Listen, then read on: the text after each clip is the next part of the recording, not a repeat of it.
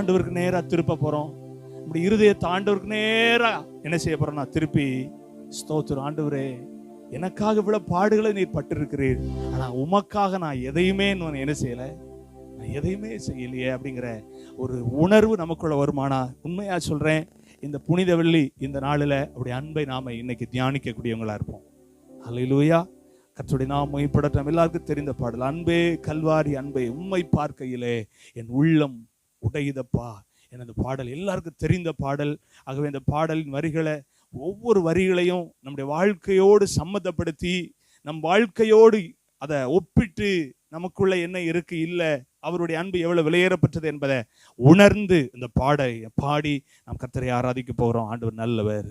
அன்பே கல்வாரி அன்பே உம்மை பார்க்கையிலே என் உள்ளம் உடையுதப்பா.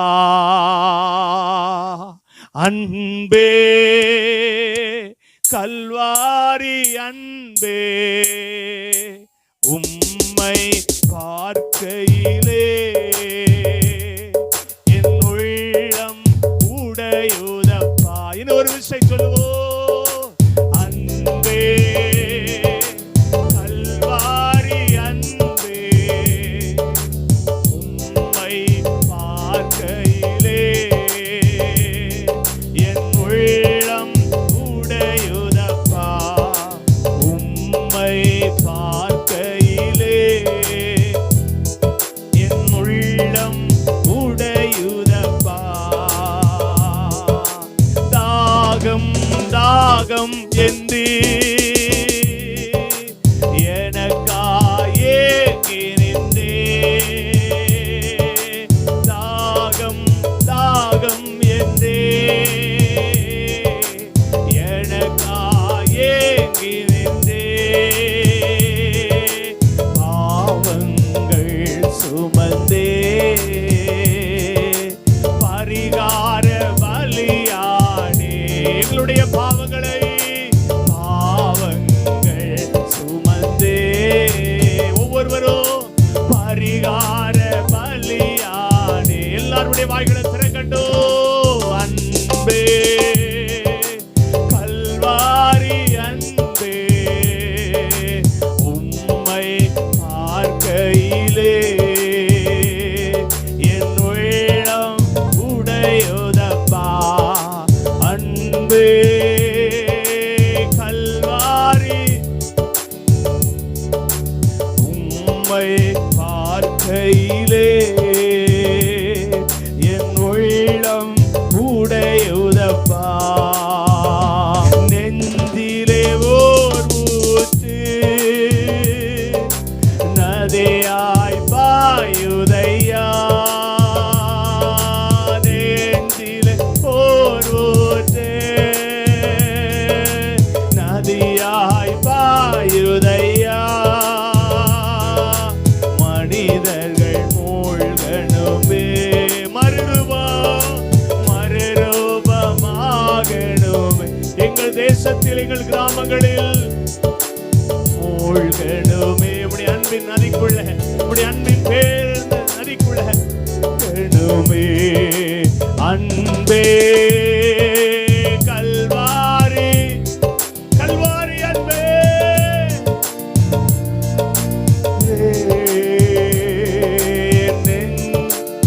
உடையுதப்பா. அன்பே கல்வாரி உள்ளத்தின் ஆழத்திலிருந்து உணர்ந்து சொல்லுங்க. பார்க்கை இசையா உடையுதப்பா. ஒரு விசை கூட அப்படியே எல்லாரும் முழங்கால் படிட்டு நம்முடைய கண்கள் எல்லாம் அவரே காணட்டும், நம்முடைய இருதயம் எல்லாம் அவரே தடட்டும், நம்முடைய நாவு அவரை உயர்த்தி கொண்டே இருக்கட்டும். உன்னதமானவரே, மிகுந்த அன்பு உள்ளவரே, தாய் உள்ளம் கொண்டவரே, எதையும் எதிர்பாராமல் உம்மை எனக்காக கொடுத்தவரே, உம்மை நான் உயர்த்துகிறேன், உம்மை நான் உயர்த்துகிறேன். உம்மை நினைக்க நினைக்க, உம்மை பார்க்க பார்க்க என் உள்ளத்துக்குள்ள எனக்குள்ள ஒரு உணர்வு உண்டாகிறது. இந்த பாவிக்காகவா, இந்த பாவிக்காகவா இயேசுவே நீர் பலியானி. ஹalleluya. எத்தனை பேர் சொல்ல முடியும், நான் செய்ததெல்லாம் நியாயம்னு நம்ம யாரும் சொல்ல முடியாது. நாம் பிறந்ததிலிருந்து இந்த நிமிஷம் வரைக்கும் நாம செய்த எத்தனையோ தவறுகள் உண்டு. நமக்கு தெரிந்தவர்கள் உண்டு, நமக்கு தெரியாதவர்கள் அநேகம் உண்டு.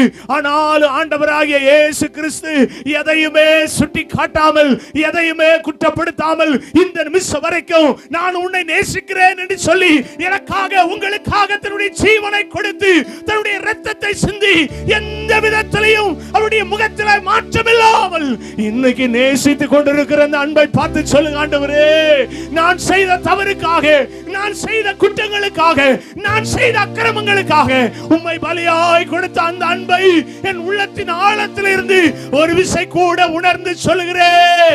இயேசுவே அப்படி அன்பு மேலானது, இயேசுவே அப்படி அன்பு விலையேறப்பட்டது. எத்தனை பேர் சொல்ல முடியும்? உங்களுடைய வாய்களை திறக்கப்படட்டும், உங்க நாவுகள் சொல்லட்டும், இயேசுவே உம்முடைய அன்பு விலையேறப்பட்டது. சொல்லுங்க சொல்லுங்க சொல்லுங்க.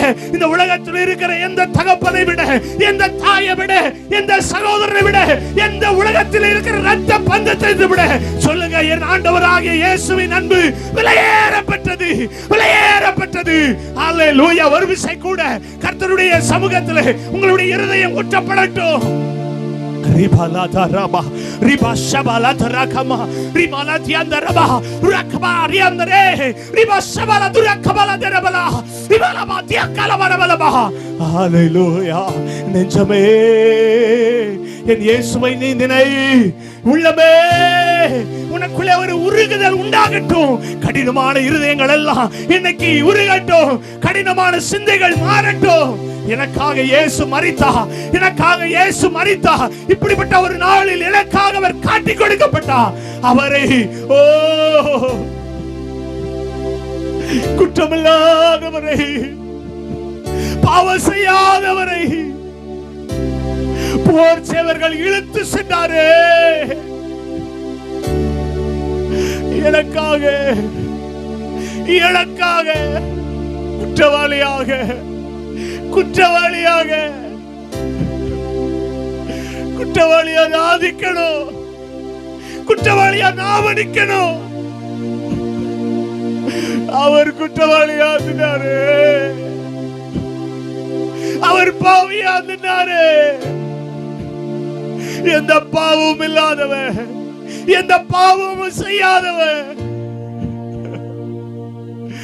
எனக்காக, எங்களுக்காக, இந்த உலகத்தின் ஜனங்களுக்காக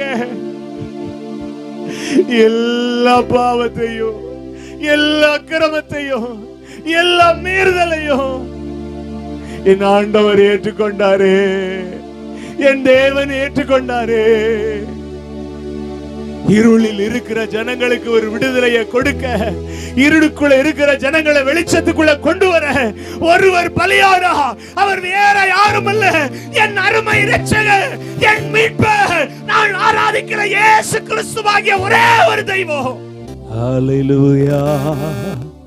திரண்ட ஆஸ்தி, உயர்ந்த கல்வி, செல்வாக்குகள் எனக்கு இருப்பீனோ.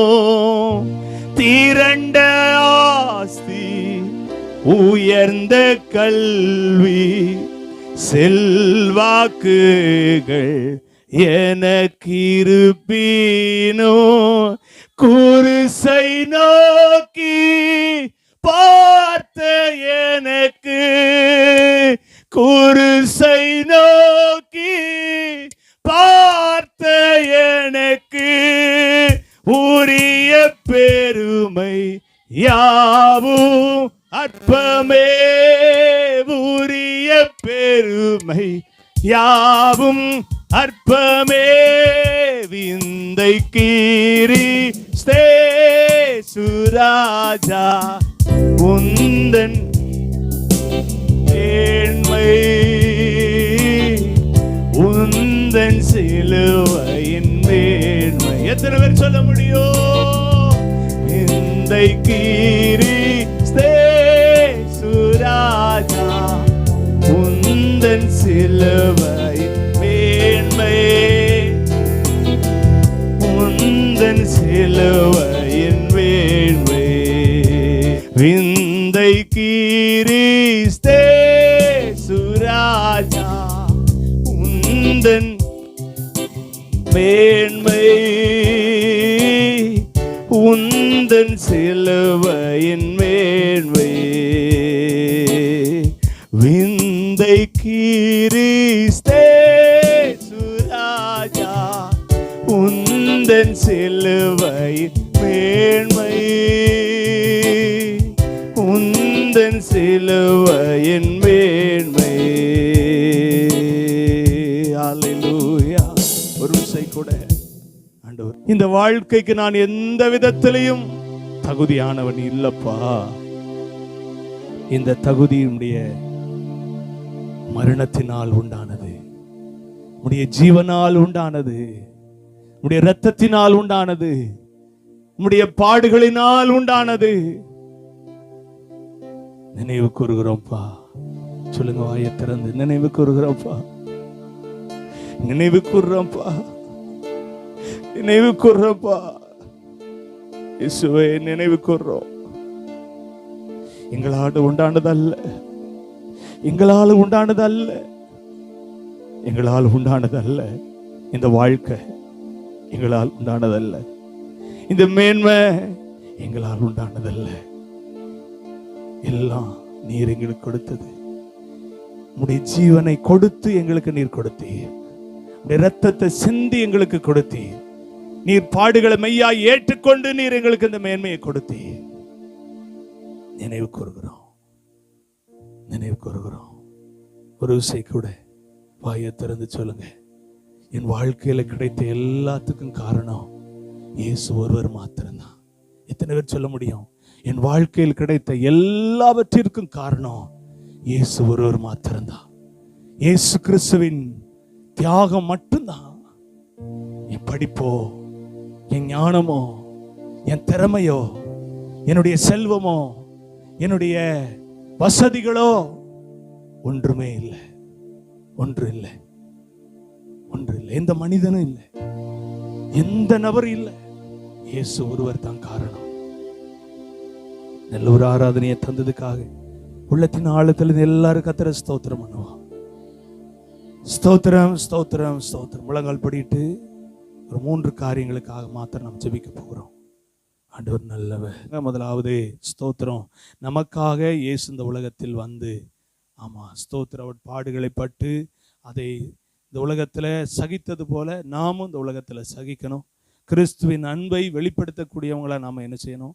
இருக்கணும். நம்மை ஆண்டவர் எதற்காக ரட்சிக்க அந்த உலகத்துக்கு வந்தாரோ அந்த திட்டத்தை மரண பரியந்தம் நிறைவேற்ற நமக்கு உதவி செய்யணும். அந்த காரியத்துக்காக ஒருவர் ஆவிலேயப்பட்டவங்க ஒருவர் சுருக்கமாக ஜெபிக்கும்படி அன்பாய் கேட்கிறேன். ஒருத்தர் ஜெபம் பண்ணுங்க.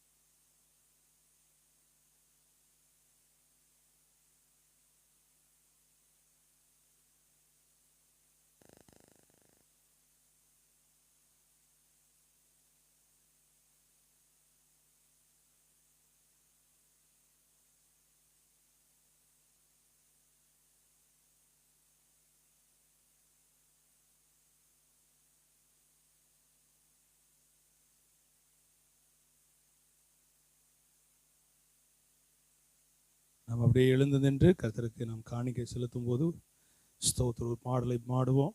ஆண்டவர் நல்லவர். ஸ்தோத்திரம். நாம் எழும்பி கர்த்தருக்கு நாம காணிக்கை செலுத்துவோம். ஒரு பாடலை பாடும்போது நாம் கர்த்தருக்கு காணிக்கை செலுத்துவோம். கர்த்தர் என் பலனானா காட்டி கொடுப்பான் என்று தெரிந்தும் கட்டி அணைத்த தேவனுடைய அன்பு. அல்லேலூயா. ஆண்டவருக்கு தெரியுமா தெரியாதா? நமக்கெல்லாம் தெரிஞ்சிச்சுன்னு வைங்களேன், இவன் தான் நம்மளை காட்டி கொடுப்பான்னு தெரிஞ்சிச்சுன்னா கண்ட இடத்துல என்ன செஞ்சிருப்போம் சொல்லுங்க? நமக்கு அடிக்க முடியலாட்டாலும் 4 வார்த்தை நறுக்குன்னு கேட்டுட்டு, நீலாம் ஒரு மனுஷனா, அவ்வளவு நாள் என் கூட நீ பழகி என்னை இவ்வளவு காட்டி கொடுக்கறதுக்கு நீ இவ்வளவு எத்தனை பண்றியன்னு நம்ம என்ன செஞ்சிருப்போம். ஆனா இயேசு கிறிஸ்துவுக்கு முழுமையா தெரியும் காட்டி கொடுக்கிறது யூதாஸ் என்று. ஆமே. இன்னும் நான் உங்களுக்கு சொல்லுவேன், இந்த பாடுகள், இந்த மரண ஆக்கினை எவ்வளவு பெரியது என்பது இயேசுவுக்கு நல்லாவே தெரியும். இயேசுவுக்கு நாம சாவ போறது நமக்கு தெரியுமா? அப்படி தெரிஞ்சுன்னு வைங்களேன், அதுக்காகவே ஜெபம் பண்ணும். சொல்றது புரியுதா உங்களுக்கு? நம்முடைய மரணத்தினுடைய வலி இவ்வளவு அப்படிங்கிறது நமக்கு தெரிஞ்சிச்சுன்னு வைங்களேன், சுகத்துக்காக நம்ம ஜெபம் பண்ண மாட்டோம், ஆசீர்வாதத்துக்காக ஜெபம் பண்ண மாட்டோம், பாதுகாப்புக்காக ஜெபம் பண்ண மாட்டோம். அதை விட எது முக்கியமாயிரும்? சாவும் போது எப்படி சாவணுயா? கண்ணை மூடுனா உயிர் என்ன செஞ்சிடணும், போயிடணும். எல்லாரும் சொல்றது தானே? யாராவது இதுல மாற்று கருத்து இருக்கா? எல்லாரும் சொல்றது என்ன? என்னுடைய மரணம் எப்படி இருக்கணும்? தப்புன்னு என்ன செஞ்சிடணும், கரண்ட் போய் வர்ற மாதிரி என்ன செஞ்சிடணும், இருந்துடணும்னு நினைக்கிறோம். ஆனா இயேசுவின் மரண ஆக்கினை நல்லாவே தெரியும். ஏன் கொடுத்தார் தன்னுடைய ஜீவனை? பிதாவுடைய சித்தத்துக்கு முழுவதுமாக. இன்னைக்கு நாம நிறைய சாப்டர் கற்றுக்கொள்ள போறோம், நிறைய பாடங்களை. இது இன்னைக்கு மட்டும் இல்ல, ஒவ்வொரு வருடமும் புதுசா கிறிஸ்துவின் மரணத்தில் இருந்து நாம் கற்றுக்கொண்டே இருக்கணும். கட்டாச்சு 1ஆம் கிளாஸ் படித்தேன், ஏதோ படித்தேன் இல்லாம, இந்த சத்தியத்தினுடைய மகத்துவங்களை ஒவ்வொரு ஆண்டும் வாழ்க்கையின் அங்கமாக என்ன செய்யணும், மாற்றணும். அதனாலதான் இன்றைக்கு 7 வார்த்தைகளை ஒவ்வொரு திருச்சபையிலும் என்ன செய்யறான்னா பேசுகிறார்கள், தியானிக்கிறார்கள். உண்மையா சொல்லுவேன், இன்றைக்கு உலகம் முழுவதும் இந்த 7 வார்த்தைகளை என்ன செய்யறாங்க? எல்லாருக்கும் ஒரே காப்பியா? எல்லாருக்கும் ஒரே ஜெராக்ஸா? எல்லாருக்கும் ஒரே தியானமா? ஒவ்வொருவருக்கும் ஒவ்வொரு விதமான தியானத்தை அவர்கள் இன்றைக்கு தியானிக்கிறார்கள். எல்லாமே அந்த 7 வார்த்தைக்குள் இருந்துதான் என்ன செய்கிறதுனா தேவனுடைய மகத்துவங்கள் இன்னைக்கு திருச்சபைகள்ல என்ன செய்கிறது, ஆமா, உண்டாகிறது. சரி, கர்த்தர் நல்லவர். தொடர்ந்து நம்ம ஏற்கனவே நம்முடைய சபையில சொன்னது போல 7 வார்த்தைகளை 7 நபர்கள் பேச இன்னைக்கு நம்ம கேட்க போறோம். நானும் நிறைய கற்றுக்கொள்ள போறேன், உட்கார்ந்து இருக்கிற நீங்களும் கற்றுக்கொள்ள போறீங்க. உண்மையா சொல்றேன், நீங்க சாதாரணமானவர்கள் கிடையாது. முதல் வார்த்தையை நம்முடைய சிஸ்டர் ஜெபஸ்ரீ சிஸ்டர் பேச வருவாங்க. நம்ம எல்லாரும் கரங்களை தட்டி ஒரு விஷயம் கூட அவர்களை நாம் உற்சாகப்படுத்துவோம். ஆண்டவர் நல்லவர், கர்த்தருடைய நாமம் தொடர்ந்து மகிமைப்படுவதாக. அந்த பீலாத்தும் கையை கழுவி ஆண்டவரை அனுப்புகின்றார். மிஞ்சும் பலத்தால் ஈட்டி எடுத்தே நெஞ்சை பிளந்தார். கொடுமை மிஞ்சும் பலத்தால் ஈட்டி எடுத்தே நெஞ்சை பிளந்தால். கொடுமை இரத்தமும் நீரும் ஓடி வருதே. இரட்சகரை நோக்கியே பார், இரத்தமும் நீரும் ஓடி வருதே. இரட்சகரை நோக்கியே பார். இந்த பாடுகள் உந்தன் வாழ்வுக்காய் சொந்தப்படுத்தி ஏற்றுக்கொண்டார். இந்த பாடுகள் உந்தன் வாழ்வுக்காய் சொந்தப்படுத்தி ஏற்றுக்கொண்டார். இன்றைய நாளும் நாம் இயேசு முதலாவது சிலுவையிலே பேசிய பிதாவே இவர்களை மன்னியும், தாங்கள் செய்கிறது இன்னதென்று அறியாதிருக்கிறார்கள் என்ற வார்த்தையை நாம் பேச இருக்கிறேன். என்ன வார்த்தை அப்படின்னா, லூக்கா 23ஆம் அதிகாரம் 34ஆம் வசனம். அப்பொழுது இயேசு, பிதாவே இவர்களுக்கு மன்னியும், தாங்கள் செய்கிறது இன்னதென்று அறியாதிருக்கிறார்களே என்றார். அவருடைய வஸ்திரங்களை அவர்கள் பங்கிட்டு சீட்டு போட்டார்கள். அப்போ இயேசு பிதாவை பார்த்து சொல்றார், பிதாவே இவர்களுக்கு மன்னியும், தாங்கள் செய்கிறது இன்னதென்று அறியாதிருக்கிறார்கள். யார் இவர்கள்? யார் இவர்கள்? இவர்கள் இயேசு யாரை மன்னிக்க சொன்னார்? பிதாவினிடத்துல யார் இவர்கள் அறியாமல் இருக்கிறார்கள் என்று சொல்லி யாரை பார்த்து சொன்னார் அப்படிங்கிற கேள்வியை நம்ம கேட்போம்னா, இயேசு சொன்ன அந்த இவர்கள் யார்? லூக்கா 22 அதிகாரம் 63 வசனம், 64 வசனம், 65 வசனம். யாரை பார்த்து சொல்றாரு? இந்த மனிதர் யார்? இவர்களை மன்னியும் என்று சொல்ற அந்த மனிதன் யாருன்னா, அவரை ஓங்கி கன்னத்தில் அறைந்த மனிதர்கள், அவரை குட்டினவர்கள், உன்னை அவருடைய கண்களை கட்டி அவருடைய முகத்தில் அறைந்து உன்னை அடித்தவன் யார்? இப்போ நீ சொல்லு அப்படின்னு சொல்லி அநேக தூசண வார்த்தைகளை அவர்களுக்கு ஆண்டவருக்கு விரோதமாய் பேசின மனிதர்களை தான் ஆண்டு என்ன சொல்றாரு, பிதாவே இவர்களுக்கு மன்னிங்க. ஏறக்குறைய 39 அடிகள் சாட்டைகளினால் அடித்து அவருடைய உடம்பு, அவருடைய சரீரம் எல்லாம் உழுது நொய்ய புடைக்கப்பட்ட நிலம் போல் ஆயிட்டான். நமக்கு நிலத்தை பார்த்தா தெரியும், நம்ம நல்லா மழை பெஞ்சோன்னு எல்லாரும் விவசாயிகள் நிலத்தை நல்லா உழுது பண்படுத்தி வச்சிருப்பாங்க. அவருடைய சரீரம் எப்படி ஆயிட்டு? உழப்பட்ட நிலம் போல இரத்தம் சொரிய சொரிய சொரிய அவருடைய கண்களில் இருந்து கண்ணீர் வடிய, அவருடைய சரீரம் எங்கிலும் அவருடைய தலைமுடி, அவருடைய தலையிலே முள்குறியிடம் சூட்டப்பட்டவராய் அவரை வாரினால் அடிக்கப்பட்டு அவருடைய வஸ்திரங்களை கிழித்து பங்கு போட்டார்கள். அடித்த பொழுதிலும் தன்னை ஒப்பு கொடுக்கிறார் பிதாவினிடத்துல, பிதாவே இவர்களுக்கு மன்னியும், பிதாவே இவர்களுக்கு மன்னியும், இவர்கள் தாங்கள் செய்கிறது இன்னதென்று அறியாதிருக்கிறார்கள் என்று சொல்லுகிறார். அடுத்து பார்த்தீங்கன்னா தூசண வார்த்தைகளை நிறைய பேசுறாங்க, அவருக்கு விரோதமாக பேசுறாங்க. பொதுவாக ஒரு மனுஷனை அவமானப்படுத்திட்டோம், அதாவது ஒரு நல்ல ஒரு தலைமையில் இருக்கிறவங்களையோ அல்லது ஒரு நல்ல ஒரு உயர்ந்த அதிகாரிகளை இருக்கிறவங்கள பார்த்து தூசணமாக ஒரு வார்த்தை சொல்லிட்டா, இப்போ இருக்கவங்க என்ன செஞ்சிருவாங்க? மான நஷ்ட வழக்கு போட்டுருவாங்க. இவன் என்னை பற்றி அவதூறாக பேசினான் அப்படின்னு சொல்லி அந்த மாதிரியெல்லாம் செய்வது வழக்கம். தூசண வார்த்தை பேசுகிறவர்களுக்கு அதே மாதிரி பைபிள்லையும் என்ன இருக்குது? தண்டனை இருக்குது. லூக்கா 23:10 பார்த்தீங்கன்னா, பிடிவாதமாய் குற்றம் சாட்டுகிறார்கள். ஏரோது தன் போர் சேவர்களோடு கூட அவரை பரியாசம் பண்ணுகிறவர்களுக்கு தண்டனை உண்டுன்னு சொல்லி நீதிமொழிகள் 19:29 இருக்கு. பரியாசக்காரருக்கு தண்டனையும் மூடனுடைய முதுகுக்கு பிரம்பும் உண்டு. தூசிக்கிறவர்களுக்கு கண்டிப்பாக என்ன இருக்கு? தண்டனை இருக்கு. தூசிக்கிறவனுக்கு கண்டிப்பாக நம்ம வேதத்தில் லேவியராகமும் 24:13 பார்த்தீங்கன்னா, தூசித்தவனை பாளையத்துக்கு புறம்பே கொண்டு போ, சபையார் எல்லாரும் அவரை கல்லெறிய கடவர்கள், எல்லாரும் அவன் தலையின் மேல் கைகளை வையுங்கள், கர்த்தருடைய நாமத்தை தூசிச்சிட்டான்.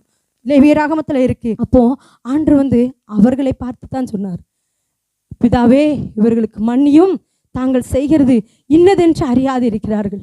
இந்த வசனங்களை தியானிக்கிற நமக்கும், நாம் தியானிக்கிறோம் அப்படின்னு சொன்னா ஒரு நோக்கம் இருக்கு. நம்முடைய இருதயம் எப்படி இருக்கு? இந்த வார்த்தைகளை சிந்திக்கிற நான் எப்படி இருக்கிறோம்? நம்ம பரியாசம் செய்கிறவர்களை, நம்ம ஒருவேளை நம்மளை பார்த்து பரியாசம் செஞ்சுட்டாங்க அப்படின்னு சொன்னா நம்ம என்ன நினைப்போனா, அவனுக்கு ஒருவேளை இப்படி மனுஷனை நம்மளும் தேவ பிள்ளைகளாகிய நம்மளையும் பரியாசம் செய்யும்போது ஆண்டு திரும்ப அவர்களும் யாரை பரியாசம் பண்ணுறோமோ நமக்கே அந்த பரியாசம் ஒரு நாளைக்கு திரும்பும். அப்போ திரும்பும்போது நம்ம சொல்லுவோம், ஆண்டவரே சோத்திரம், என்ன அன்னைக்கு பரியாசம் பண்ணா இன்னைக்கு அவன் பரியாசம் அனுபவிக்கிறான் அப்படின்னு சொல்லி நம்ம சோத்திரம் பண்ணது, நான் சோத்திரம் பண்ண நாட்கள் இருக்குது. ஆண்டவரே நீங்கள் சரி கட்டிட்டீங்க அப்படின்னு சொல்கிற நாட்கள் இருக்குது. ஆனால் ஆண்டவர் என்ன சொன்னார்? ஆண்டவரே இவர்களுக்கு பிதாவே இவர்களுக்கு மன்னியும் அப்படின்னு சொல்லி சொன்னார். அதே போல் நாம் யாரெல்லாம் தூசிக்கிறோமோ, நம்மளை பார்த்து யாரெல்லாம் தூசிக்கிறாங்களோ அவங்கள நம்ம என்ன செய்யணும்? தயவாக மன்னிக்கணும். இயேசு நமக்கு அதைத்தான் கற்றுக் கொடுத்தார். இயேசுவனுடைய பிள்ளைகளாகிய நாம் அவருடைய இருதயத்துக்கு ஏற்றவர்களாக நம்ம மாறணும். பிறர் நமக்கு விரோதமாக பரியாசமாக பேசின வார்த்தைகளை, தூசணமாக பேசின வார்த்தைகளை, நமக்கு விரோதமாக பேசின வார்த்தைகளை நம்ம மன்னிக்க சொல்கிறோமா? நம்ம மன்னிக்கிறோமா? கடைசியாக அவர் யாரை பார்த்து சொன்னார் என்றால், தன்னோடு அறையப்பட்ட கள்ளர்களை, தன்னை சிலுவையில் அறைந்தவர்களை. சிலுவையில் தெரியாம அறைஞ்சாங்க சொல்லுங்க, நீங்க நல்லா யோசித்து பாருங்க. இவரை சிலுவையில் நம்ம அறைவோம்லாம் அவங்க தெரியாம இறந்தாங்க. கண்டிப்பா அவர் எவ்வளவு நல்லவராய் தெரிந்தாரோ அந்த அளவுக்கு அவரை கொண்டு போய் சிலுவையில் அறைஞ்சிடணும். கொலைபாதகனாகிய பரபாசை எங்களுக்காக அவன் ஏறது சொல்றான், இந்த இவனை பரபாசை உங்களுக்கு இயேசுவை விடுதலை பண்ணுவோம், பரபாசை விடுதலை போடும். அவன் சொல்றான், இல்ல பரபாசை எங்களுக்காக விடுதலை பண்ணும். அவன் கொலைபாதகன், அவன் துன்மார்க்கன், அவனை எங்களுக்கு விடுதலை பண்ணும், அந்த இயேசுவை கண்டிப்பாக சிலுவையில் அறையும், சிலுவையில் அறையும், சிலுவையில் அறையும் சொல்லி கத்துனாங்க. அப்போ அவங்க ஒன்றும் தெரியாதவர்களா, ஒன்றும் அறியாதவர்களா? ஆனால் அன்று பிதா கிட்ட சொல்றாரு, பிதாவே இவர்களுக்கு மன்னியும், தாங்கள் செய்வது இன்னதென்று அறியாது இருக்கிறார்கள் அப்படின்னு சொல்லி. நமக்கும் அதே போல நிறைய காரியங்கள் நடக்கும். தெரிஞ்சே செய்வாங்க, தெரிஞ்சே சொல்லுவாங்க. நல்லதுதான் செஞ்சோன்னு தெரிஞ்சாலுமே அது தவறான ஒரு காரியம் போல சித்தரிக்கப்படும். அப்படிப்பட்ட சூழ்நிலையில் நம்ம என்ன செய்யணுமா? மன்னிக்கணுமா? அதுதான் ஆண்டவருடைய இருதயம். அவர் அதை தான் சொன்னார், பிதாவே இவர்களுக்கு மன்னியும் அப்படின்னு சொல்லி. நான் உங்களுக்கு ஒரு வசனம் காட்டி கொடுக்க விரும்புகிறேன். லூக்கா 17:3. உங்கள் சகோதரன் உனக்கு விரோதமாய் குற்றம் செய்தால் அவனை கடிந்து கொள். அவனை நம்ம என்ன செய்யணுமா? கடிந்து கொள்ளணுமா? ஒருவேளை அவன் மனஸ்தாபப்பட்டா, ஒருவேளை நான் இப்படி செஞ்சுட்டேன் அப்படின்னு சொல்லி மனஸ்தாபப்பட்டா அவனுக்கு நம்ம என்ன செய்யணுமா? கண்டிப்பா மன்னிக்கணுமா? அதே போல யோவான் 20:22-23 பார்க்கும்போது, பரிசுத்த ஆவியை பெற்றுக்கொள்கிற நாம் எவர்களுடைய பாவங்களை மன்னிக்கிறீர்களோ அது அவர்களுக்கு மன்னிக்கப்படும், எவர்களுடைய பாவங்களை மன்னிக்காதிருக்கிறீர்களோ அது அவர்களுக்கு மன்னிக்கப்படாது. ஏன்னா தேவனுடைய பிள்ளைகள், நாம் சபையில் அமர்ந்திருக்கிற பிள்ளைகள், பரிசுத்த ஆவியின் அபிஷேகத்தை பெற்றுக்கொள்கிற பிள்ளைகள், நாம் ஏன் பாடி ஆராதிச்சுட்டு அப்படியே விட்டுட்டு போறதுக்கா? அதுக்காக பரிசுத்த ஆவி இல்லை. எவர்களுடைய பாவங்களை நம்ம மன்னிக்கிறோமோ அது அவர்களுக்கு மன்னிக்கப்படும், எவர்களுடைய பாவங்களை மன்னிக்காது இருக்கிறோமோ அது மன்னிக்கப்படாதுன்னு சொல்லப்பட்டிருக்கு. அப்போ நம்ம கண்டிப்பா சகோதரர்களை யார் நம்மகிட்ட மனஸ்தாபப்படுகிறார்களோ மன்னிக்கணும். மனஸ்தாபப்படலைனாலும் நம்முடைய இருதயத்தில் ஆண்டு பேசும்போது அதை நம்ம மன்னிக்கணும். மன்னிக்கிற குணம் நமக்கு கண்டிப்பா தேவை. ஒருவேளை ஆஸ்திரேலியாவிலிருந்து ஒடிசாவுக்கு ஊழியம் செய்யும்படியாய் வந்த கிரஹாம் ஸ்டைன் அவருடைய பிள்ளைகளான பிலிப்பு, தீமோத்தேயு ஆகிய மூவரையும் ஜீப்பில் வைத்து கொடூரமாக எரித்து கொன்னாங்க. அப்போ அந்த அம்மாவை பார்த்து கேட்டாங்க. அவங்களுடைய அடக்கம் நம்மளுடைய இந்தியாவில் அது நடந்தது. அப்போ அது கைவிடப்பட்ட நிலையிலிருந்து அவருடைய மனைவியும் மகளும் அந்த இடத்துல இருந்தாங்க. அப்போ அந்த செய்தியாளர்கள் போய் அவங்ககிட்ட போய் கேட்காங்க, இப்பொழுது உங்கள் கணவரையும் உங்கள் பிள்ளைகளையும் கொன்றவர்களை பற்றி நீங்கள் என்ன சொல்ல நினைக்கிறீங்க அப்படின்ன போது அந்த அம்மா சொன்னாங்களாம், நான் அவங்களை மனதார மன்னிக்கிறேன்னு சொன்னாங்களாம். அப்போ அவங்க மனதார மன்னித்தார்கள். அப்போ அவங்கள்ட்ட அந்த இருதயத்தில் அந்த பொருள் நான் ஒருவேளை விசுவாசிக்கிறேன், அந்த அம்மா இயேசுவே பிதாவே இவர்களை மன்னியும் என்று சொன்னது போல அந்த அம்மாவும் இயேசுவே இவர்களை மன்னிங்க, தாங்கள் செய்கிறது என்னதென்று அறியாமல் போயிட்டாங்கன்னு சொல்லி ஒருவேளை அந்த அம்மாவும் கேட்டிருக்கலாம். அதே போல் நம்மளுடைய இருதயத்தில் இன்றைய நாளில் நம்ம பார்த்த சத்தியத்தின்படி பிதாவே இவர்களுக்கு மன்னியும் என்று சொல்லி இயேசு எப்படி தூசித்தவர்களை, ஒன்றுமில்லாதவர்களை, இரக்கமில்லாதவர்களை அவர்களை பார்த்து பிதா கிட்ட இவர்களுக்காக மண்டாடினார். பிதாவே இவர்களுக்கு மன்னியும், பிதாவே இவர்களுக்கு மன்னியும், தாங்கள் செய்கிறது என்னதென்று அறியாதிருக்கிறார்கள் என்று சொல்லி. அதே போல நான் கேட்குறேன், ஆண்டவரே அவங்கள ஒரு நாளும் தண்டிச்சிடாதீங்க. அவங்க எங்களை தூசிச்சிருக்காங்க, ஆனால் அவங்க ஆண்டவரே அவங்க தூசிக்கப்பட்டுறக்கூடாதுப்பா, அவங்களுக்கு அந்த நிலைமை வந்துடக்கூடாது, ஆண்டவரே அவர்களை மன்னியும்னு சொல்லி நம்ம தயவாய் கேட்போம். இந்த நாளில் இந்த சத்தியத்தை பேச செய்த ஆண்டவருக்கும் சபையிலே இந்த வாய்ப்பை கொடுத்த போதகரையாவுக்கும் நன்றி சொல்கிறேன். கர்த்ததாமே ஆசீர்வதிப்பாராக. ஆமேன். இரண்டாவது வார்த்தையை சகரியா பிரதர் பேச வராங்க. உங்களை கரங்களை தட்டி நாம் உற்சாகப்படுத்துவோம். கர்த்தருடைய பரிசுத்த நாமத்துக்கு சோதரம். ஆண்டவர் இன்றைக்கு பேச வைக்கிற தலைப்பு, நான் இயேசு சிலுவையில் தொங்கும்போது பேசிய ரெண்டாவது வார்த்தையை தியானிப்போம். லூக்கா 23:43 பக்கத்தில் இருக்க கல்லனை பார்த்து, நீ என்னுடனே கூட பரதேசியில் இருப்பாய் என்று மெய்யாகவே உனக்கு சொல்கிறேன் என்றார். பரதேசி அப்படின்னா ஏதேன் தோட்டம். ஏதேன் தோட்டத்தில் இன்னொரு வார்த்தை என்னென்னா பேரடைஸ் அப்படின்னு சொல்லுவாங்க. அதுக்கப்புறம் 2 கொரிந்தியர் 12:2-3 கிறிஸ்துவுக்குள்ளான ஒரு மனுஷனை அறியேன், அவன் 14 வருஷத்திற்கு முன்னே 3ஆம் மனம் வரைக்கும் எடுக்கப்பட்டான், அவன் சரீரத்தில் இருந்தானோ சரீரத்துக்கு புறம்பே இருந்தானோ அதை அறியேன், தேவன் அறிவார். அந்த மனுஷன் பரதேசிக்கு எடுக்கப்பட்டு மனுஷர் பேசப்படாததும் வாக்கு கேட்டாததும் ஆகிய வார்த்தைகளை கேட்டான் என்று அறிந்திருக்கிறேன். அந்த பரதேசி அப்படிப்பட்டதாக இருக்குது. லூக்கா 23:39 அன்றியும் சிலுவையில் அறையப்பட்டிருந்த குற்றவாளிகளில் ஒருவன், நீ கிறிஸ்துவானால் உன்னையும் எங்களையும் ரட்சித்துக்கொள் என்று அவரை இகழ்ந்தான் அப்படின்னு சொல்லியிருக்கு. லூக்கா 23:40 மற்றவன் அவனை நோக்கி, நீ இந்த ஆக்கினைக்கு பட்டவனாய் இருந்தும் தேவனுக்கு பயப்படுவதில்லையா அப்படின்னு கேட்டிருக்கான். தேவனுக்கு பயப்படுகிற பயம் அவன்கிட்ட இருந்தது. லூக்கா 23:41 நாமோ நியாயப்படி தண்டிக்கப்படுகிறோம், யாம் நடப்பித்தவைகளுக்கு தக்க பலனை அடைகிறோம் அப்படின்னு அந்த கள்ளன் சொன்னான். அப்போ அவனுக்குள்ள ஒரு உணர்வு இருந்து நம்மளுடைய தப்பை அவன் உணர்ந்தான். இவரோ தகாத ஒன்றையும் நடப்பிக்கவில்லையே என்று அவனை கடிந்து கொண்டான். இன்னொரு கள்ளனை அவன் கடிந்து கொண்டான். இயேசுவை அவன் அறிந்து கொண்டான். லூக்கா 23:42 இயேசுவை நோக்கி அந்த கள்ளன் சொல்லலாம், நீர் உம்முடைய ராஜ்யத்தில் வரும்போது அடியேனை நினைத்தருளும் என்றான். அதனால் அவன் இயேசு மேலே ஒரு விசுவாசம் வைக்கிறான். அடியேனை நினைத்தருளும் அப்படின்னு சொல்லலாம். அதனால் தேவனுக்கு பயப்படுகிற பயம் முதல்ல வேணும். அதுக்கப்புறம் ரெண்டாவது நம்மளுடைய தப்பை உணர்ந்து உணர்வுள்ளவனாக இருக்கணும். இயேசுவை அறிந்து கொள்ளணும். அதுக்கப்புறம் விசுவாசம் வைக்கணும் இயேசு மேலே. ஆண்டவரே உமக்கு ஸ்தோத்திரம். நன்றி. மூன்றாவது வார்த்தை விஜிலா சிஸ்டர், கரங்களை தட்டி உற்சாகப்படுத்துவோம். கர்த்தருடைய நாமம் பரிசுத்தப்படுவதாக. கர்த்தருடைய மூன்றாவது வார்த்தை யோவான் 19:26-27 இதோ உன்னுடைய தாயின்னு சொல்லி தனக்கு அன்பாக இருந்த ஒரு சீசனை 12 சீசர்கள், ஆனாலும் தேவன் அன்பாக இருந்த யோவானை பார்த்து இதோ உன் தாயின்னு சொன்னார். மனுஷன் இன்னைக்கு எப்படி வாழணும் அப்படிங்கிறத அவர் நமக்கு முன்மாதிரியாக 33 வருஷம் வாழ்ந்து காட்டிட்டு போனார். அவர் தேவனாக இருந்தாலும் மனுஷன் செய்ய வேண்டிய ஒவ்வொரு காரியத்தையும் அவர் நேர்த்தியாய் செய்து முடித்தார். தன்னுடைய ஜீவனை விடுகிற அந்த வேளையிலும் தனக்காக பரிதபிக்கிற தன் தாயை பார்த்து, தன் தாய்னா அவங்க மரியாளை குறித்து நம்ம நிறைய தியானிச்சிருக்கோம், தெரிஞ்சிருக்கோம். மரியாள் எப்படிப்பட்ட சூழ்நிலையில் இயேசுவை கற்பந்தரித்து உலகத்துக்கு முன்னாடி இழிவாக பேசப்பட்டு ஒரு கன்னியாக இருக்கையில் ஒரு பிள்ளைய வயிற்றில் சுமக்கிறது எவ்வளோ பெரிய ஒரு தாங்க முடியாத ஒரு துயரம். எத்தனை பேர் மத்தியில் அவங்க தலை குனிஞ்சு நின்றுப்பாங்க. அந்த சூழ்நிலையிலும் ஒரு பரிசுத்தரை சுமக்கிறோம் அப்படிங்கிற ஒரு நிம்மதியோடு அவங்க சுமந்து ஒரு குழந்தையை பெற்றெடுத்து அந்த 33 வருஷம் கர்த்தருடைய ஊழியம் அப்படின்னா 30 வருஷம் அவர் தாய்க்கும் தகப்பனுக்கும் ரொம்ப கீழ்ப்படிஞ்சிருந்தார் அப்படின்னு நம்ம பார்க்கோம். அவர் எவ்வளோ அன்பாக இருந்திருப்பார், எவ்வளோ ஒரு நற்கிரியெல்லாம் செஞ்சுருப்பார். தன் தாய்க்கு எவ்வளோ ஒரு பிரியமான, தாய்க்கு தலைப்பிள்ளை எவ்வளோ ஒரு பிரியமான பிள்ளையாக இருந்திருப்பார். அப்படி ஒரு மகனை சிலுவையில் அந்த ஒரு கோலத்தில் பார்க்கல அந்த தாய் எப்படி துடிச்சிருப்பாங்க. அது 2000 வருஷத்துக்கு முன்னாடி நடந்திருந்தாலும் இன்னைக்கு அந்த சூழ்நிலையில் நின்று அந்த இடத்துல நின்று நம்ம யோசித்து பார்த்தா நம்மளால் அதை தாங்கவே முடியாது. இப்போ இந்த செய்தியை கொடுக்கணும்னு சொன்ன நேரத்துலேருந்து அந்த ஒரு சூழ்நிலையை நான் உணர்ந்து பார்க்கும்போது எனக்குள்ளே அப்படியே தாங்க முடியாத ஒரு வேதனை.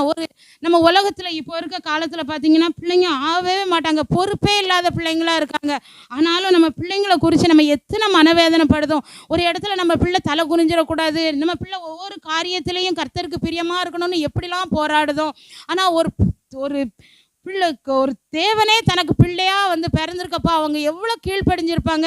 அந்த ஒரு மகனை எப்படி அந்த மரியாள் சுமந்து 33 வருஷமோ தன் மகனை எப்படிலாம் அவங்க பார்த்துருப்பாங்க. அப்படிப்பட்ட ஒரு பிள்ளை சிலுவையில் மறிக்கும்போது தன்னையே ஜீவ பலியாக ஒப்பு கொடுக்கும்போது அவங்க ஒரு தாய் தானே, அவங்க ஒரு பெற்ற தாய், இப்படி தான் ஒப்பு கொடுக்கணும்னு அவங்களுக்கு தெரிஞ்சிருக்கும். ஏன்னா அவங்க பைபிள் வேதாகமத்தை எல்லாம் படிச்சிருந்தாங்க. அவங்க கர்த்தருக்குன்னு கீழ்ப்படிஞ்சு வளர்ந்த ஒரு ஸ்திரீன்னு நம்ம பார்க்குறோம். அப்படிங்கிற பஸ்காவாக இவர் அடிக்கப்படுவார்னு அவங்களுக்கு தெரியும். ஆனாலும் சரீரத்தில் ஒரு உலக பிரகாரமாக ஒரு தாயாக இருக்கும்போது தன்னுடைய பிள்ளை சிலுவைக்கு நேராக போகையில் அவங்களுடைய மனசு எத்தனை வேதனைப்பட்டிருக்கும். இப்போ உள்ள பிள்ளைங்கள்லாம் பார்த்தீங்கன்னா ஒரு 50 வயசு ஆகிட்டுனா அம்மாவை கவனிக்க முடியலை. ஏன்னா 50 வயசுக்கு பிறகு அம்மா பலகீனமாகிருந்தாங்க, முதியோர் இல்லத்தில் கொண்டு போய் விட்டுருந்தாங்க. எவ்வளோ சீராட்டி பாராட்டி வளர்த்தாலும் அவங்களுக்கு ஒரு 50 வயசுக்கு மேலே அந்த பெத்த தாய் பாரமாயிருந்தாங்க. அவர் அந்த மரிக்கிற அந்த நேரத்தில் தன்னுடைய முதலாம் கற்பனையை அந்த சிலுவையில் அவர் நிறைவேற்றியிருக்கார். அவர் எல்லா கற்பனையும் கீழ்ப்படிந்திருந்தாலும் நமக்கு முன்மாதிரியாய் நம்ம முதலாம் கட்டளையை கடைப்பிடிக்கபடியாய் எந்த ஒரு சூழ்நிலையிலும் நம்ம பெரியோர்களை முதியோர்களை தள்ளிவிடாதபடி நம்ம இருப்பதற்காக தேவன் நமக்கு கொடுத்த கட்டளையை அந்த இடத்துல நிறைவேற்றினார். பார்த்திங்கன்னா சாலமோன் ஒரு ராஜா. அவர் ஞானத்தில் அதிக ஞானமுள்ள ஒரு தேவன் கொடுத்த ஞானம், அவர் ஐஸ்வர்ய சம்பன்னாக இருந்தார். ஆனாலும் ஒரு ராஜாவாக இருந்தாலும் கூட தன் தாய் வரும்போது ராஜா தான் அவர் அந்த ஸ்தானத்தை விட்டு இறங்கி தன் தாயை தன் பக்கத்தில் கூட்டி வச்சுக்கிட்டாரு. தேவன் ஆசீர்வதிச்சார்னா தன்னுடைய தாய்க்காக அவர் சிங்காசனத்தை விட்டு இறங்கி தன் தாயை, அதான் எந்த ஸ்தானத்தில் நம்ம இருந்தாலும் எப்படி நம்ம இருந்தாலும் நம்ம தாய்க்கு கொடுக்க வேண்டிய, தாய் தகப்பனுக்கு கொடுக்க வேண்டிய அந்த இடத்த கட்டாய முக்கியத்துவம் படுத்தணும்னு சொல்லி நம்ம தேவன் ஒவ்வொரு காரியத்திலும் நமக்கு இருக்கிறார்.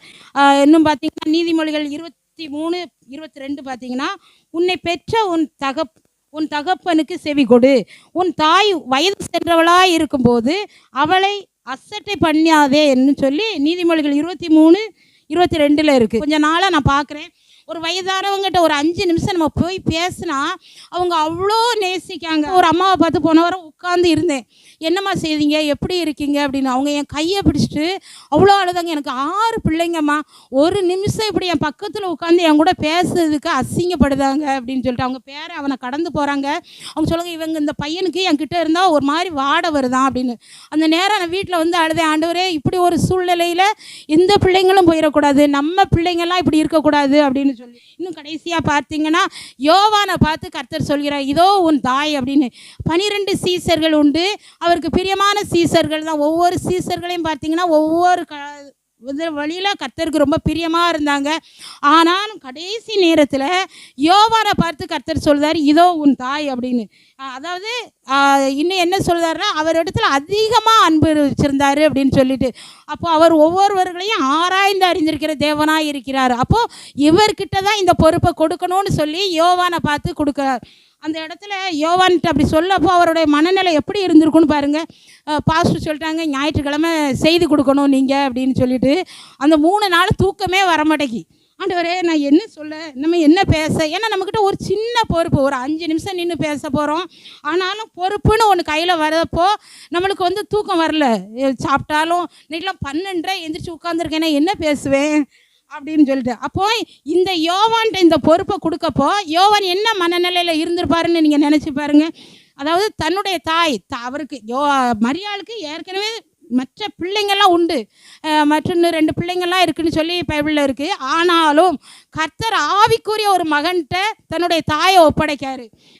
ஏன்னா அப்படியா மகன் இறந்துட்டான் சொன்ன மாதிரி 2 நாளோ 3 நாளோ துக்கம் கொண்டாடிட்டு, ஐயோ நம்ம கர்த்தருக்காக வைராக்கியம் பாராட்டினோம், ஆனால் ஆண்டவர் சிலுவையில் இப்படி என் பிள்ளை கொடூரமாக, ஏன்னா அந்த மரணத்தை நம்மளால் யூகிக்கவே முடியாது. அப்படிங்கிற அந்த தாய் வந்து உலக பிரகாரமாக போயிருப்பாங்க. ஆனால் ஆவிக்குரிய மகன்கிட்ட ஒப்படைக்கும் போது மீதி இருந்த நாட்களில் பார்த்திங்கன்னா மரியாளை யோவான் கடைசி வரையிலும் கைவிடலை. இப்போ அதை என்ன சொல்லுது அப்படின்னா, பரலோகம் கொண்டு சேர்க்கிறதுல யோவான் ரொம்ப உறுதியாக அந்த தாய் மேலே பற்றுதலாக இருந்திருப்பாங்க. தன்னுடைய ஊழியத்திலேயும் அந்த தாயோடு இருந்திருப்பாங்க, விசாரிக்கிற காரியங்களையும் அந்த தாயோடு இருந்திருப்பாங்க. ஆண்டவருக்குள்ளே வழி நடத்துகிற ஒவ்வொரு காரியத்திலையும் இயேசுவுக்கு அடுத்து யோவான் இன்னும் அதிகமாக அந்த தாயினிடத்தில் அன்பு செலுத்தியிருப்பாங்க. அதனால தான் அந்த ஆவிக்குரிய மகனிடத்தில் யோவானை கர்த்தர் ஒப்பு கொடுத்தார். இப்படியாக நம்ம ஒவ்வொரு நாளும் தேவனுடைய அந்த சிலுவை தியானங்களை தியானிக்கும் போது நம்ம எப்படி வாழுதோம், நம்ம ஒரு சின்ன சின்ன காரியத்தில் கர்த்தருக்கு எப்படி பிரியமாக இருக்கும் அப்படிங்கிறத கர்த்தருடைய சமூகத்தில் நம்ம ஒவ்வொரு விஷயம் நம்மளை ஆராய்ஞ்சு பார்த்து நம்ம தேவனுக்கென்று வாழ மீதியான காலங்களை தேவனுடைய கரத்தில் நம்ம ஒப்பு கொடுப்போம். 4வது வார்த்தை மாலை சிஸ்டர் பேச வராங்க. கைகளை தட்டி உங்களை உற்சாகப்படுத்துவோம். கர்த்தருடைய பரிசுத்த நாமத்துக்கு ஸ்தோத்திரம்.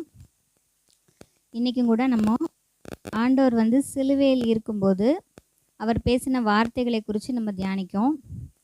அவர் இந்த உலகத்தில் இருக்கும்போது நிறைய காரியங்களை குறித்து பேசியிருக்கிறார். 33 வருடம் இந்த உலகத்தில் இருக்கும் பொழுது அவர் அநேக காரியங்களை குறித்து பேசியிருக்கிறாரு, நிறைய வார்த்தைகளை பேசியிருக்காரு. ஆனால் இந்த சிலுவையில் இருக்கும்போது அவர் பேசின 7 வார்த்தைகள் மிகவும் முக்கியத்துவம் வாய்ந்ததாக கருதப்படுகிறது.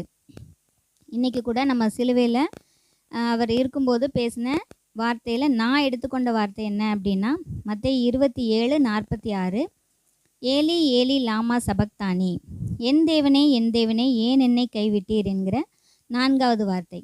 ஆண்டவர் வந்து என் தேவனே ஏன் என்னை கைவிட்டீர் அப்படின்னு சொல்லி கேட்குறாரு. பிதா வந்து உண்மையிலே இயேசு கிறிஸ்துவை கைவிட்டாரா அப்படின்னு சொல்லி கேட்டால் இல்லை.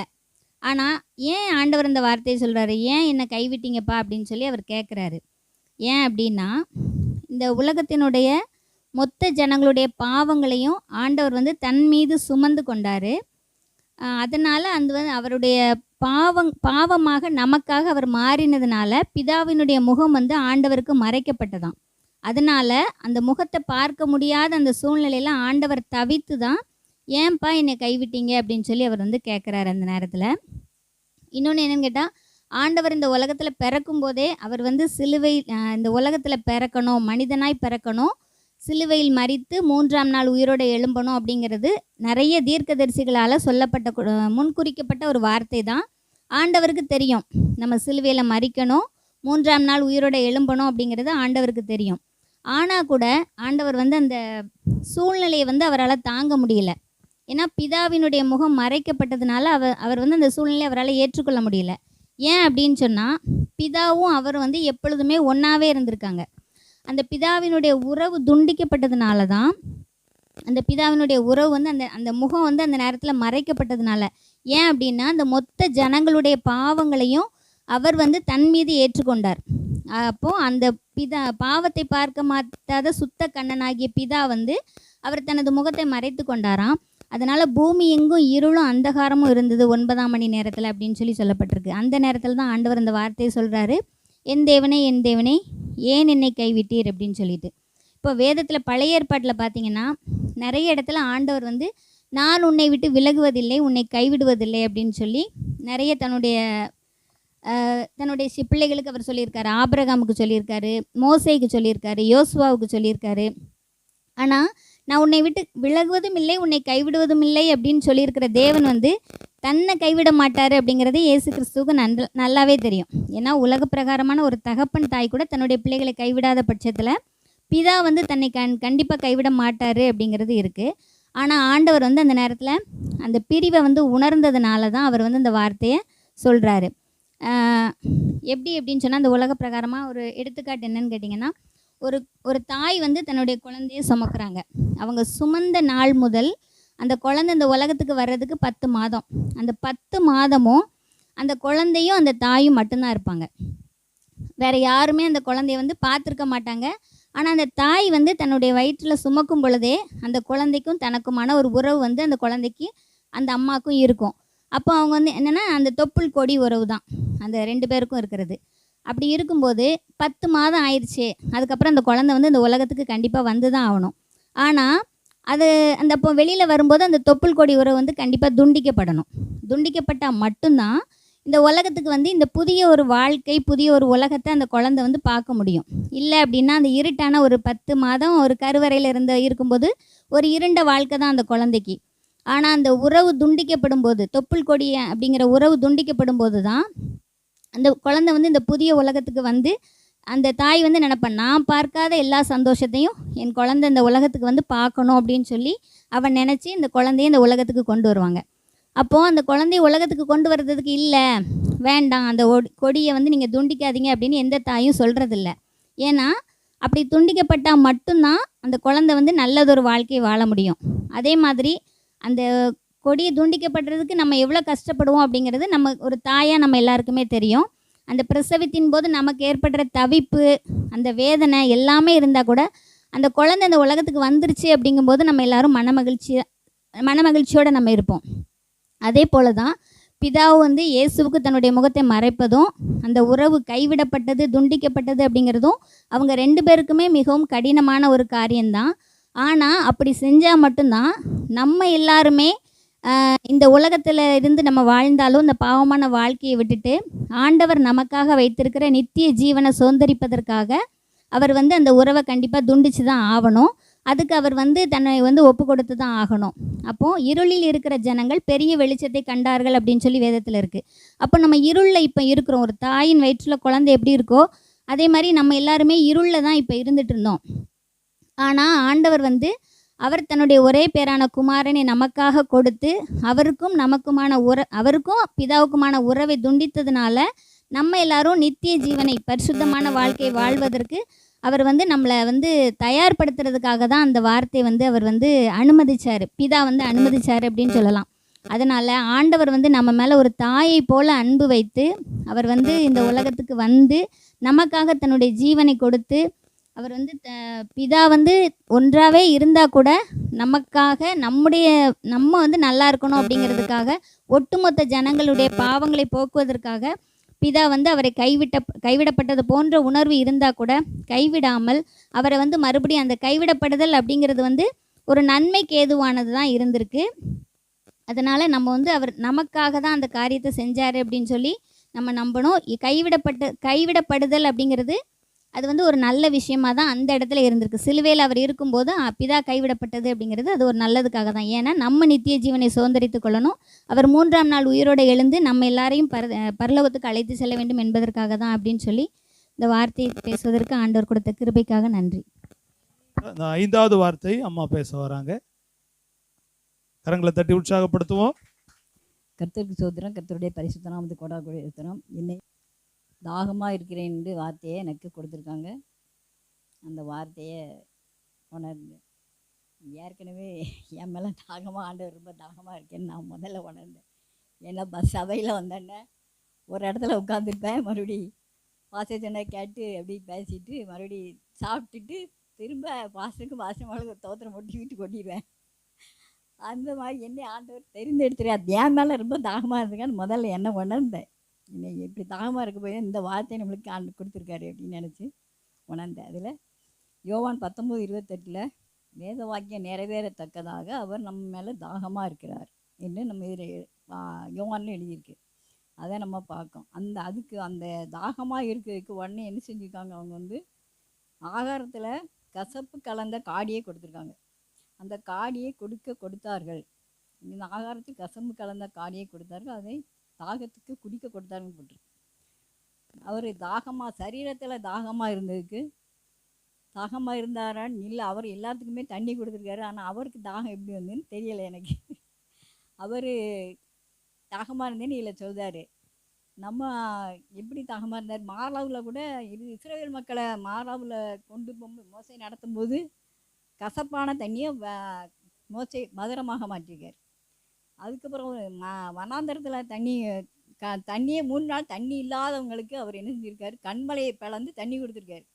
இவருக்கு எப்படி தாகம் வந்திருக்கும், தண்ணி தாகம் எப்படி வந்திருக்கும். இவருக்கு தாகம் இல்லை, இவருக்கு என்ன தாகம்னு நம்ம வந்து அதை விசுவாசித்து அதை உணர்ந்து அதுபடி அவர் எதை சொல்லியிருக்காரோ அதுபடி நம்ம நடக்கணும்னு. அதுக்கு பிறகு அவர் என்ன சொல்லியிருக்காரு, ஆவியின் மேல் இது வந்து சரீர தாகமாக அவர் தண்ணி கேட்காரு. அதுக்கு வந்து அவங்க வந்து என்ன செஞ்சாங்க, கசப்பு கலந்த காடியை கொடுத்துட்டாங்க. அதுக்கப்புறம் ஆவியின் மேல் தாகம், மானானது நீரோடே வாஞ்சித்து கதறுவது போல தேவனே என் ஆத்மா உண்மை வாஞ்சி கதறுன்னு சொல்கிறார். ஆத்மா தேவன் மேலே அவருக்கு தாகமாக இருந்திருக்காரு.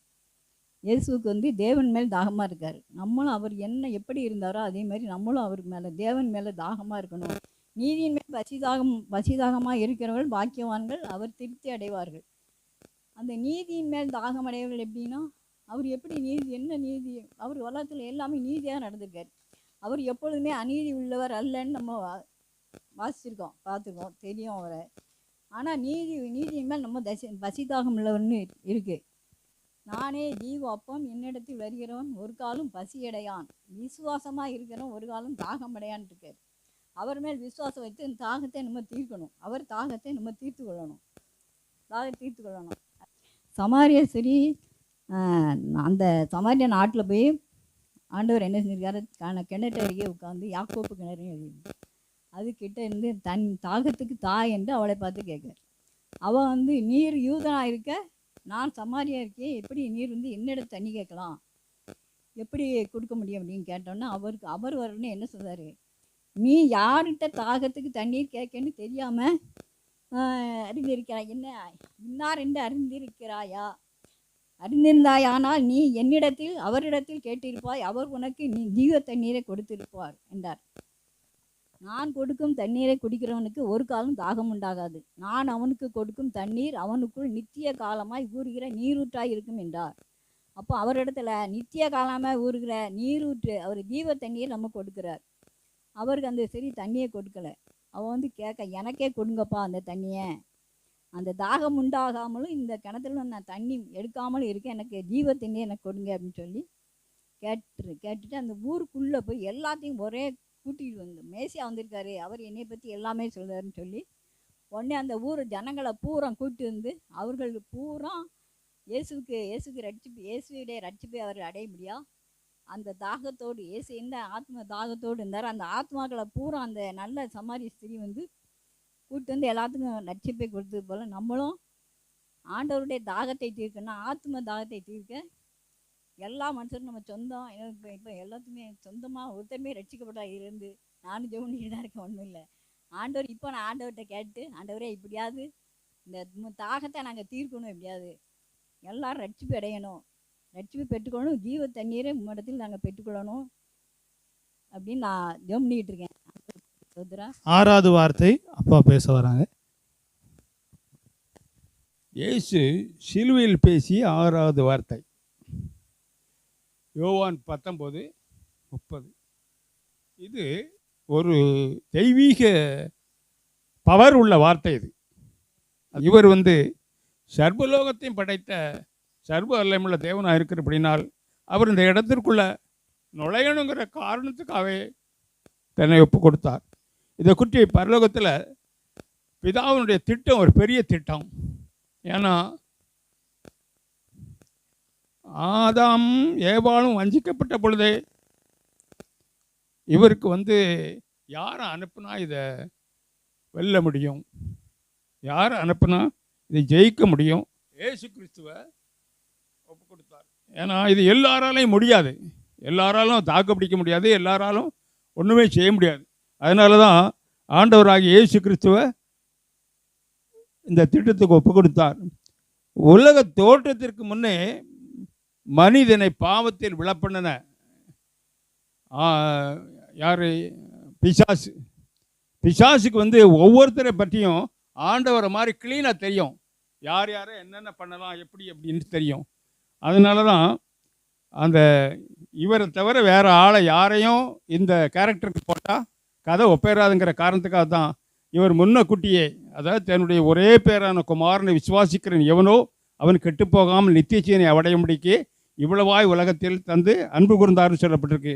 அப்போ இவர் தந்ததனுடைய நோக்கமே அதுதான். நமக்கும் ஆண்டவருக்கும் இருந்த நடுவாக இருந்த பாவமாகிய சுவரை தகர்த்து மக்களை நல்வழிப்படுத்தவும் அந்த பாவத்திலிருந்து விடுபடுத்தவும் அவர் நோக்கமாகி தான் இந்த மரணத்தை, சிலுவை மரணத்தை ஏற்றுக்கிட்டார்.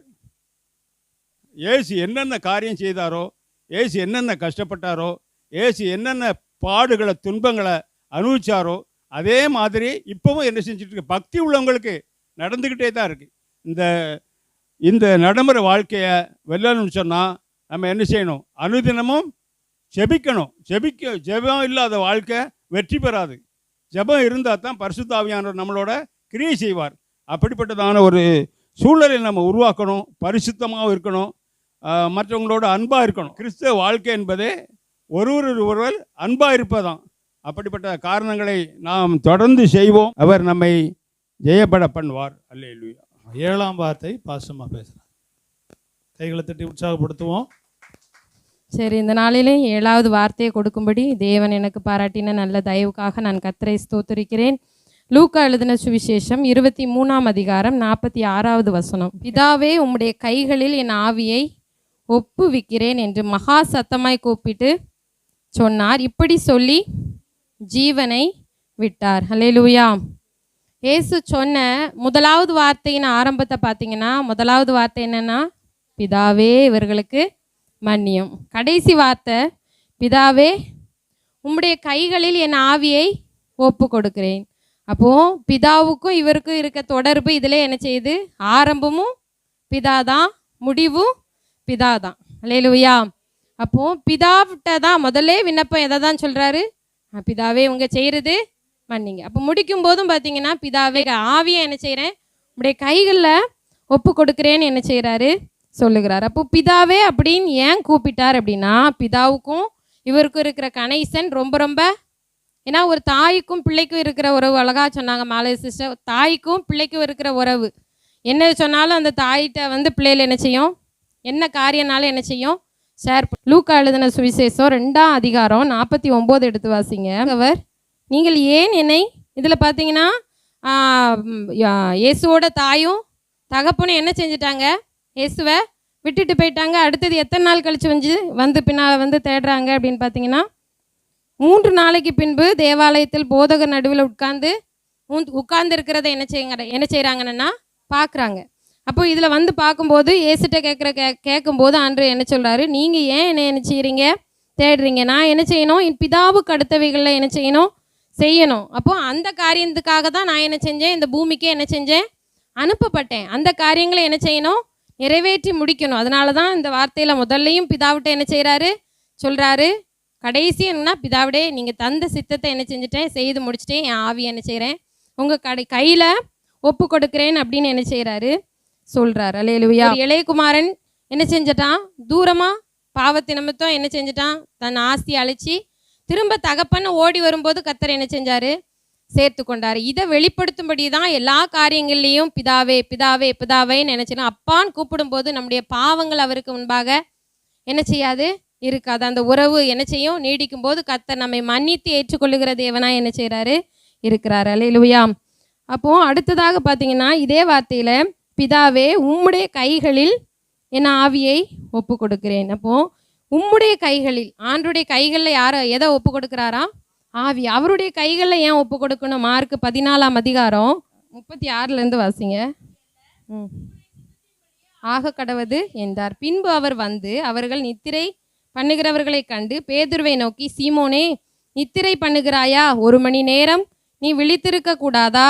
நீங்கள் சோதனைக்கு உட்படாதபடிக்கு விழித்திருந்து ஜெபம் பண்ணுங்கள். ஆவி உற்சாகம் உள்ளதுதான், மாம்சமோ பலவீனம் உள்ளது என்றார். அவர் மறுபடியும் போய் அந்த வார்த்தைகளை சொல்லி ஜெபம் பண்ணினார்.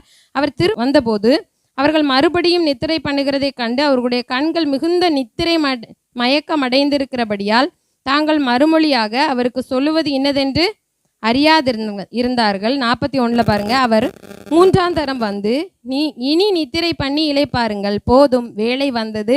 இதோ மனுஷகுமாரன் பாவிகளுடைய கையில் ஒப்பு கொடுக்க. அப்போ இதில் பார்த்தீங்கன்னா இயேசு கிறிஸ்து யாருடைய கையில் ஒப்பு கொடுக்கப்படுகிறார்? பாவிகளுடைய கையில் என்ன செய்கிறாரு, ஒப்பு கொடுக்கப்படுகிறார். பாவிகளுடைய கையில் ஒப்பு கொடுக்கப்பட்ட பிறகு அவர் என்னெல்லாம் செஞ்சாங்க, மனுஷனுடைய கையில் என்ன செஞ்சாச்சு, ஒப்பு கொடுத்தாச்சு. அவன் என்ன செய்கிறாரு, கன்னத்தில் என்ன செய்கிறாங்க, அடிக்கிறாங்க, குட்டுறாங்க, கைகளில் ஆணி அடைக்கிறாங்க, துப்புறாங்க.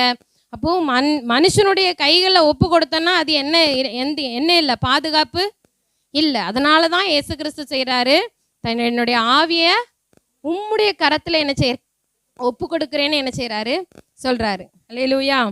இப்போ அவருடைய கையில் ஆவியை ஒப்பு கொடுக்குறேன்னு, ஆவினா எதை சொல்லப்பட்டிருக்கு, இப்படியே சொல்லி ஜீவனை விட்டார். அல்லேலூயா. இப்போது நம்முடைய வாழ்க்கையில் அவருடைய கைகளில் எல்லாத்தையும் என்ன செய்யணும், மனுஷனுடைய தாவீது சொல்லுவார், அழகாக சொல்லுவார், நான் மனுஷனுடைய கைகளில் விழாதிருப்பேனாகன்னு என்ன செய்யணும், உம்முடைய கரத்தில் என்ன செய்கிறேன், நீங்கள் உங்களுக்கு என்ன சித்தமோ. அப்போ அதே போல் நம்முடைய வாழ்க்கையில் எந்த ஒரு சுச்சுவேஷனில் நம்ம மனுஷனுடைய கைகளில் என்ன செய்யக்கூடாது, விழக்கூடாது. தேவனுடைய கரத்தில் சின்ன சின்ன காரியமாகவும் தேவனுடைய கரத்தில். அப்போது இதில் தேவனுடைய கரத்தில் எதை ஒப்பு கொடுக்குறாரு அப்படின்னா ஜீவனை என்ன செய்கிறாரு. இப்போ நம்முடைய வாழ்க்கையில் எதெல்லாம் ஒப்பு கொடுக்குறோம் ஆண்டவருடைய கரத்தில்? சில நேரம் மூத்த பிள்ளையாக இருந்தால் என்ன செய்வாங்க, மூத்த பிள்ளைய உமக்கு வேலை இருந்தனா முதல்ல தசமபாகத்தை உமக்கு. இப்போ அவர் எதை ஒப்பு கொடுத்துட்டாரு, எல்லாத்துக்கும் முக்கியமாக உள்ள ஜீவனையே என்ன செஞ்சிட்டாரு.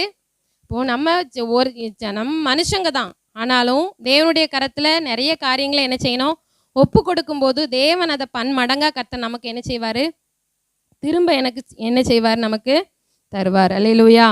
அப்போது இந்த 7வது வார்த்தையின்படி பிதாவே உம்முடைய கைகளில் என் ஆவியை ஒப்பு கொடுக்குறேன்னு சொன்ன வார்த்தையின்படி எல்லா சூழ்நிலையிலையும் நாம் பிதாவோடு என்ன செய்யணும், ஐக்கியம் இருக்கணும். அவருடைய கரத்தில் நம்ம இருக்கும்போது நமக்கு எந்த ஒரு அசம்பாவிதமும் என்ன செய்யாது.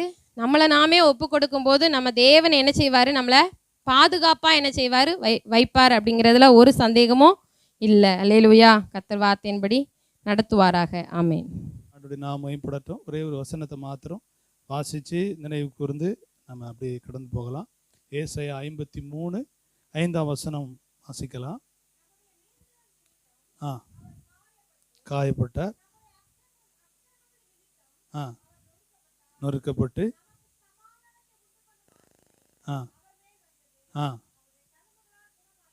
அல்லேலூயா. இன்னைக்கு நம்ம வீட்டுக்கு போகும்போது ஒன்று நீங்கள் அவருடைய தழும்புகளினால் நான் குணமாவேன். எத்தனை பேர் குணமாகிறது பிடிக்கும்? எல்லாருக்குமே பிடிக்கும். எல்லார் வாழ்க்கையும் அங்கமாக இருக்குது. ஆனால் ஆண்டவர் நமக்கு சம்பாதிச்சு கொடுத்துருக்கிறாரு அவருடைய தழும்புகளினால் நமக்கு ஒரு குணம். ஆனால் அதுக்கு முன்னால் இருக்கிறது கொடூரமானது. மீறுதலினால் அவர் என்ன செய்யப்பட்டார், காயப்பட்டார். அவருடைய மீறுதல் இல்லை, நம்ம மீறுதல்னால அவர் காயப்பட்டார். அப்புறம் நம்முடைய அக்கிரமங்களினால நொறுக்கப்படுறதுன்னா என்ன யோசிங்க. நொறுக்கப்படுறதுன்னா என்ன?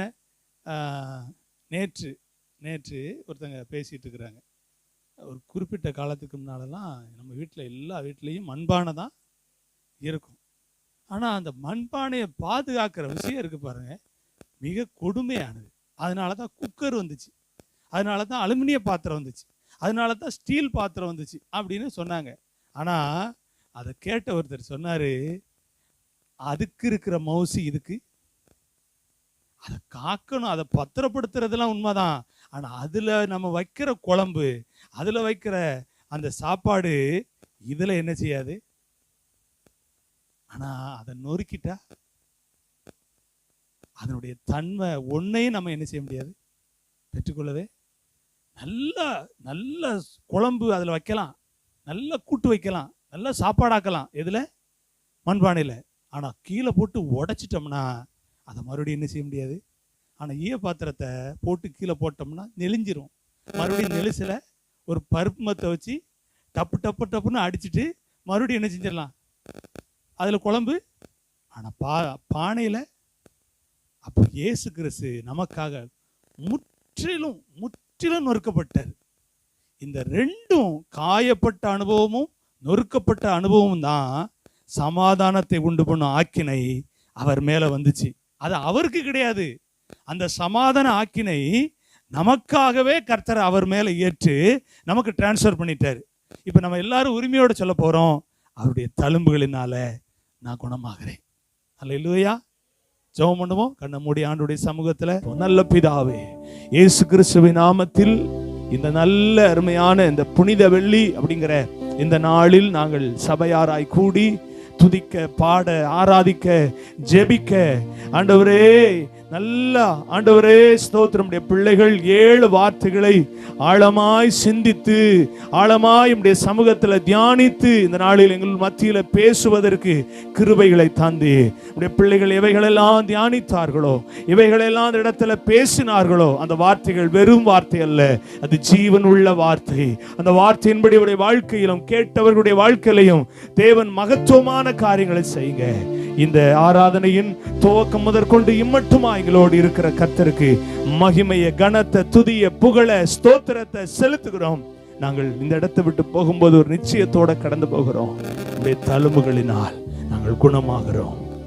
நம்முடைய தழும்புகளினால் நாங்கள் குணமாகிறோம். இந்த வார்த்தையை கேட்கிற பிள்ளைகள் அப்படிப்பட்ட அனுபவத்துக்குள் வருவார்களாக என்று சொல்லி ஜெபிக்கிறேன். கர்த்தருடைய நாமம் மகிமைப்படட்டும். இந்த பரிசுத்த வாரமாகி இந்த வாரத்தில் ஆண்டவரே நாங்கள் தியானிக்கிற இந்த ஆண்டவரே ஸ்தோத்திரமுடைய பாடுகளை தியானிக்கிற அந்த நாட்களில் தேவனுடைய சமாதானமும் ஆறுதலும் எங்கள் மேல் இருக்கட்டும். உம்முடைய கிருபை எங்களை தாங்கி நடத்தட்டும்.